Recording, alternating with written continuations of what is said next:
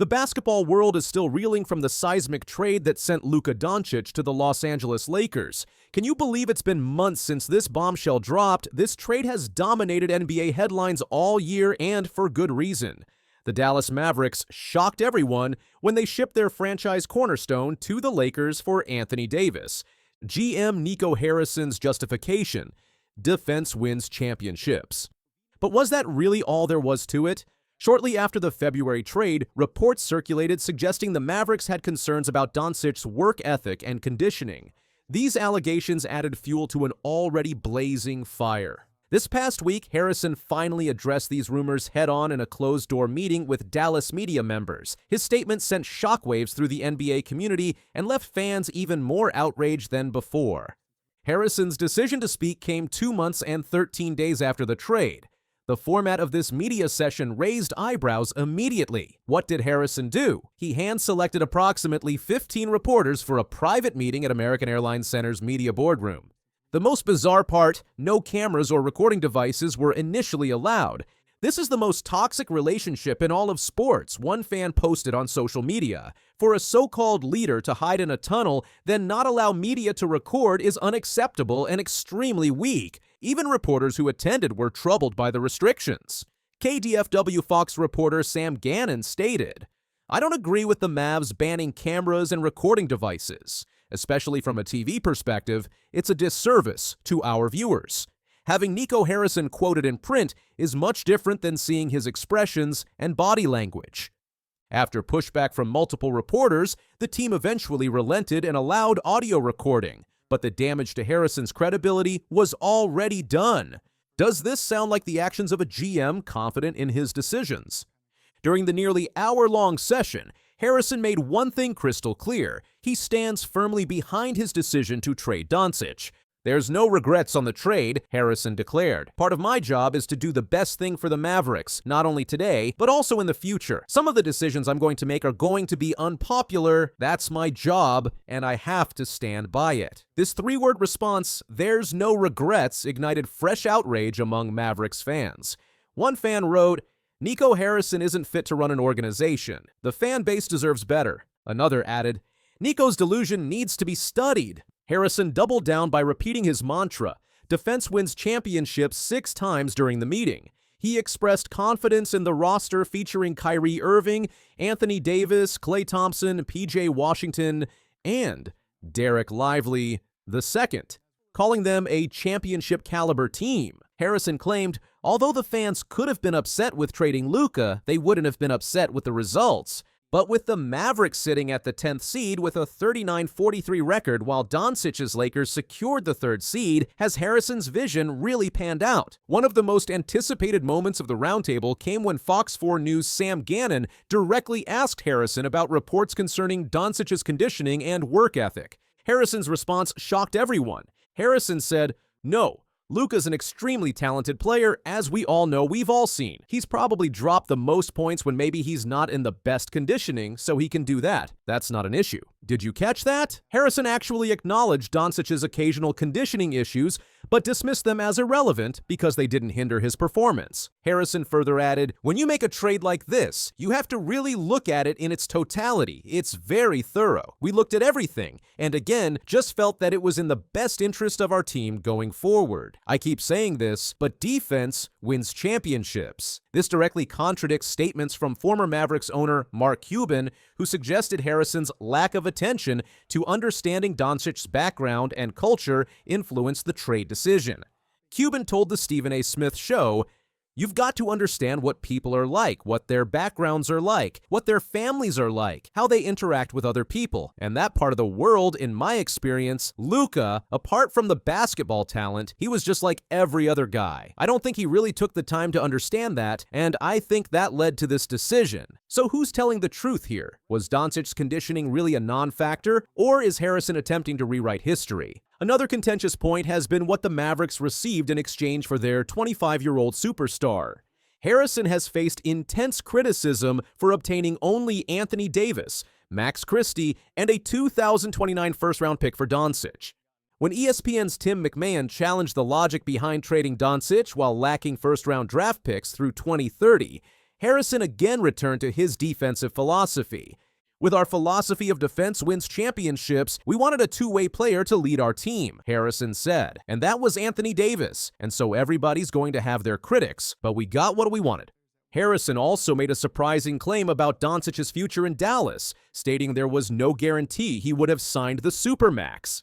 This assertion sparked particular outrage among fans who noted Doncic's emotional return to Dallas and the tears he made no attempt to conceal, suggesting he never wanted to leave.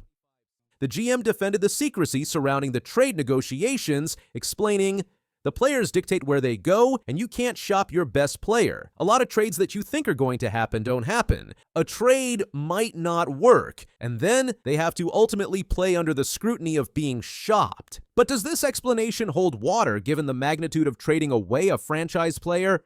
Harrison pointed to injuries as a primary reason why his vision for the team hasn't materialized. The injuries have indeed been significant.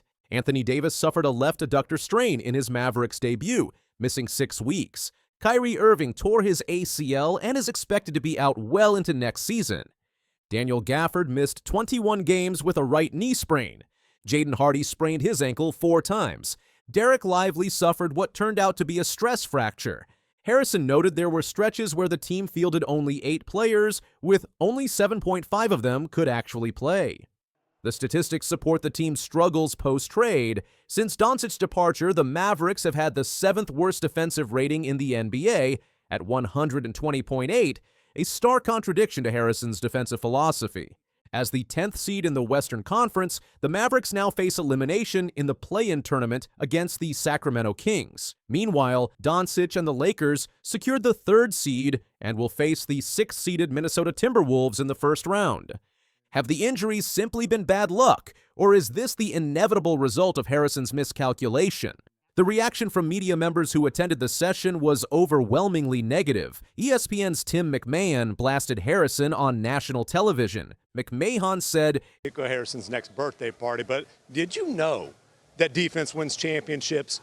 We were reminded of that over and over and over and over and over again yesterday. Everything that Nico Harrison was asked about the trade came back to it.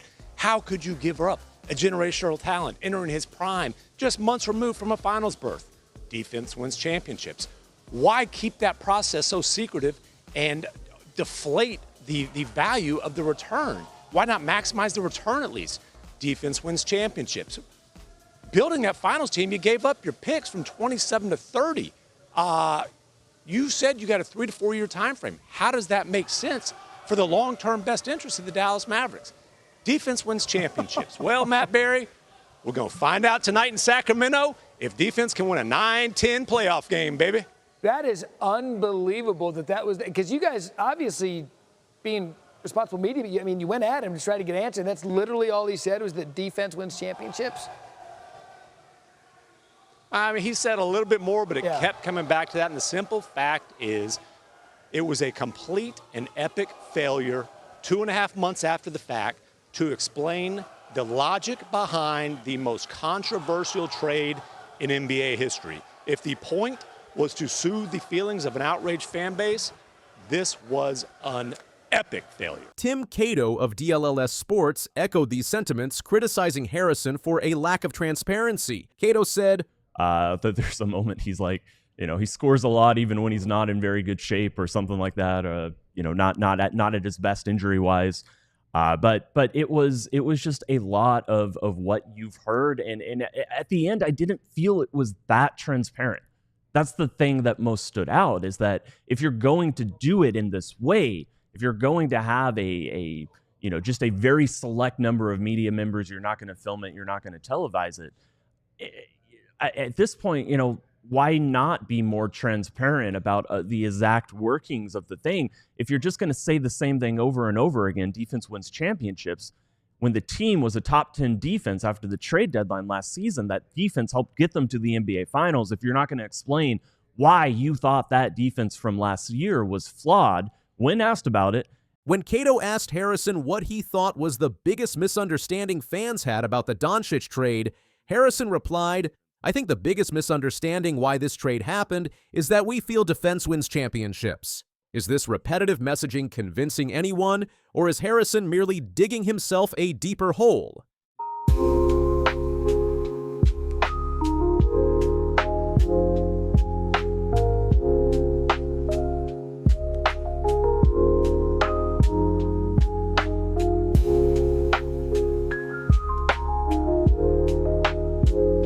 At 40 years old, LeBron James casually announced he could play until he's nearly 50. You heard that right. The NBA world is completely stunned right now, and it's time we break down exactly what happened. The Lakers made a major announcement after the NBA regular season ended. It involves both LeBron James and his new superstar teammate, Luka Doncic.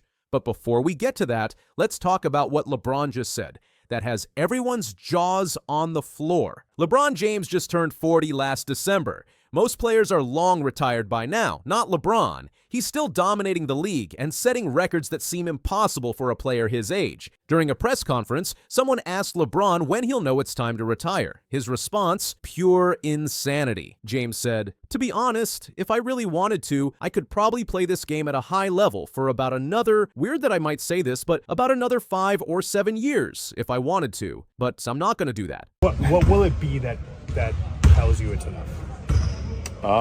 It won't be because I can't play this game at a high level. It won't be because of that. Because, to be honest, if I really wanted to, I could probably play this game at a high level. Probably about another, weird that I might say, probably about another 5 to 7 years if I wanted to. But I'm not going to do that. Wait, what?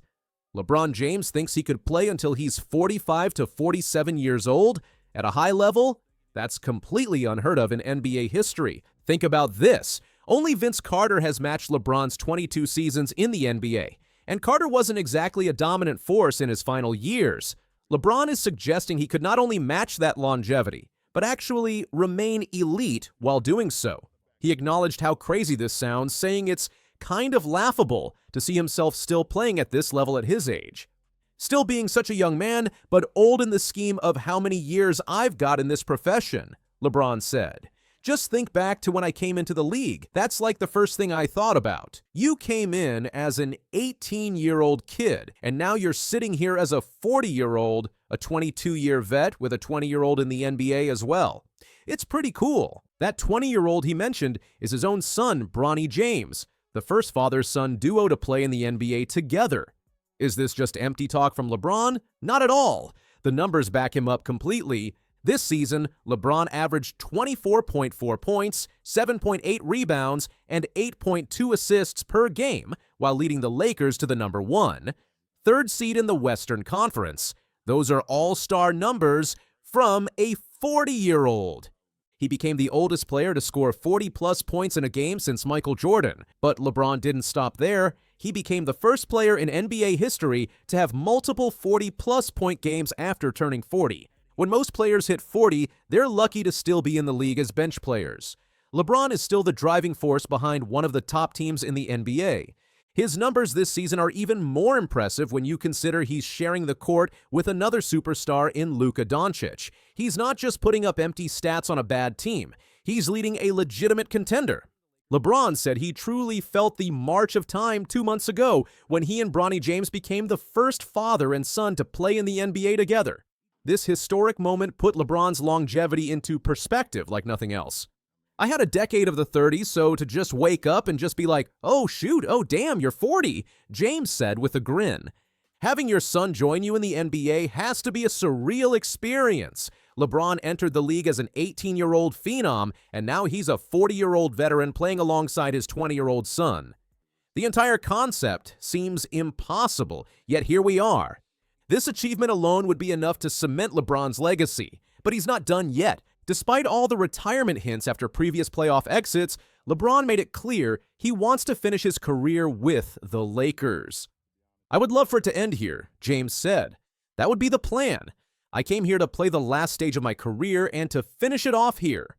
However, LeBron is also a realist. He added, "But I'm also not silly or too jaded to know the business of the game as well, to know the business of basketball. But I think my relationship with this organization speaks for itself."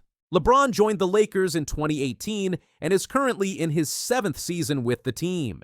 Since turning 34 and coming to Los Angeles, he's averaged an incredible 26.8 points, 7.9 rebounds, and 8.1 assists per game. He signed a 2-year, $101 million contract last summer, which includes a player option worth $52 million for next season. This gives him flexibility to test free agency, if he chooses. During his Lakers tenure, LeBron has collected numerous individual accolades, including taking the top spot in NBA history for points scored and minutes played. He also led the Lakers to an NBA championship during the 2020 Orlando bubble. But the team's overall success has been limited in the James era. Outside of that bubble championship, the Lakers have only advanced past the first round once, in 2023. LeBron offered a surprisingly candid assessment of the current Lakers team, which has looked revitalized under new coach J.J. Redick. "Right now, I think we're a very good team," James said. "I think we have a chance to compete with anybody in the league. Are we at a championship level? Can we win a championship right now? No, I don't think so." But LeBron sees this as a positive. That's good, because we have so much room to improve, and we also just added 2 new guys as well. We'll see how we incorporate those guys. The Lakers recently traded D'Angelo Russell to Brooklyn for veteran wing defender Dorian Finney-Smith and guard Shake Milton, adding depth and defensive toughness to their roster. LeBron's honest evaluation shows his championship mindset. He's not satisfied with being competitive. He wants another title. But will he stick around long enough to see it happen? I don't know if that determines if I stick around longer, because it doesn't change my career in any sense or fashion, James added. While LeBron's longevity comments dominated headlines, the Lakers made another significant announcement this week regarding merchandise sales. For the first time in more than a decade, someone other than LeBron James or Stephen Curry tops the NBA jersey sales list. That someone is LeBron's new teammate, Luka Doncic. The NBA and National Basketball Players Association jointly announced that Doncic secured the top spot on the NBA's most popular jersey list for the 2024-25 regular season based on NBAstore.com sales. This is historic for multiple reasons. Doncic is the first international player ever to top the jersey sales list. He's the first player other than Curry or LeBron to lead jersey sales since Carmelo Anthony in 2012-13. The trade that brought him to the Lakers caused a massive 21% increase in jersey sales across the NBA. LeBron isn't far behind, though. He ranks 3rd in jersey sales, just behind Curry at number 2. The Lakers as a team also lead the NBA in merchandise sales, followed by the Celtics, Warriors, Knicks, and Bulls in the top 5. Social media numbers tell a similar story. LeBron James led all players with 3.23 billion views on NBA social and digital platforms during the regular season. Curry was second with 2.56 billion views, and Doncic third with 1.82 billion views.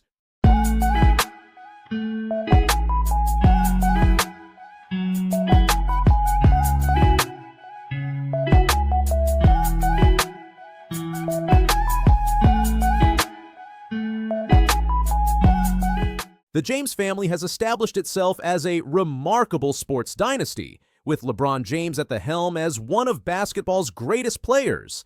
Behind this success stands Savannah James, LeBron's high school sweetheart and wife, who provides unwavering support to their 3 children, Bronny, Bryce, and Juri. Recently, Savannah's simple yet powerful message to their daughter Juri has captured the attention of fans worldwide, showcasing the family's tight-knit bond and supportive nature. The James household represents more than athletic excellence. It exemplifies family values and parental support. LeBron and Savannah consistently demonstrate their dedication to their children's development, both on and off the court.